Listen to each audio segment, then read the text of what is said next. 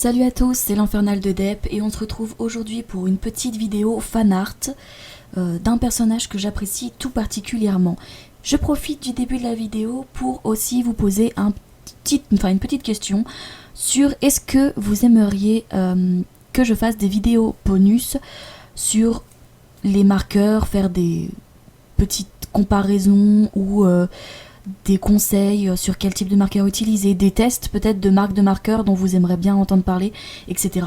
Et ça peut être sur les marqueurs, mais sur la peinture, sur les crayons de couleur, je sais pas, sur à peu près tout. Est-ce que vous aimeriez avoir des vidéos tests de matériel?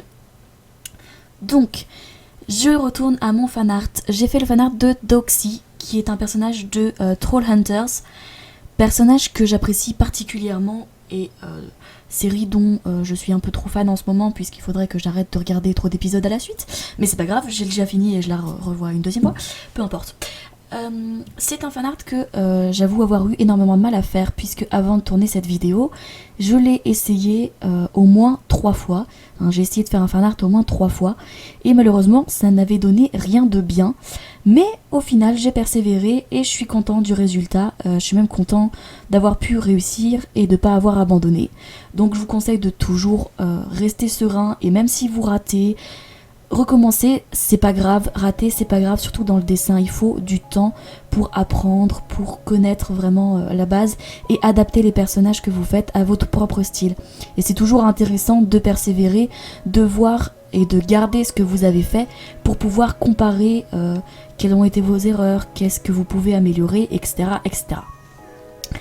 Dernière petite chose que j'aimerais vous partager, c'est que pour ce dessin, au début, comme vous avez pu le voir, j'ai effacé les cheveux et tout ça parce que je trouvais que le dessin était trop à plat et je voulais donner du mouvement. C'est pas parce que je fais que un torse, un buste ou que un portrait que il faut que ce soit plat et c'est quelque chose que je peux vous recommander de faire du mouvement, de changer légèrement l'angle du regard ou même du visage pour pouvoir vous entraîner à avoir plusieurs aspects d'un portrait ou d'un buste, etc.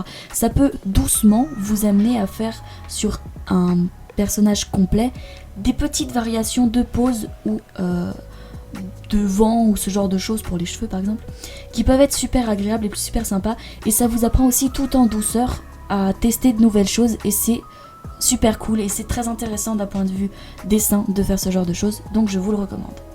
Bref, je passe à la coloration, je vais vous laisser avec la vidéo. N'hésitez pas à commenter, liker, me dire ce que vous pensez de petits conseils comme ça sur les différents types de marqueurs ou autres choses que vous aimeriez voir. Et n'hésitez pas à aimer, partager et je vous dis à la semaine prochaine. Bye!